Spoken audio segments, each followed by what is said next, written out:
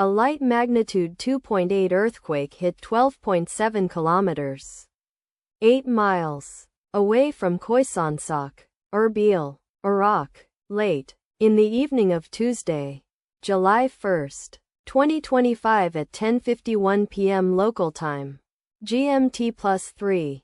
The depth of the quake could not be determined, but is assumed to be shallow. The quake was not felt, or at least not reported so. First to report, IRSC after 18 minutes. Data source from Volcano Discovery. Did you feel it?